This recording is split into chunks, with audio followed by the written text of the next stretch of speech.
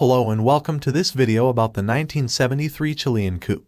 On September 11, 1973, Chile experienced a violent coup d'état, led by the military and supported by the United States government. The coup resulted in the overthrow of the democratically elected socialist president, Salvador Allende, and the beginning of a brutal dictatorship that would last for 17 years. The coup was a culmination of a long-standing conflict between the Chilean government and the U.S. government. Since the election of Allende in 1970, the U.S. government had been working to undermine his government, fearing that his socialist policies would threaten American interests in the region. In the months leading up to the coup, the U.S. government provided financial and military support to Chilean opposition groups and encouraged the Chilean military to intervene. On September 11, 1973, General Augusto Pinochet, the head of the Chilean armed forces, led a military coup against Allende's government, which resulted in the president's death. Following the coup, Pinochet established a dictatorship that was marked by violence, repression, and human rights abuses. Thousands of people were arrested, tortured,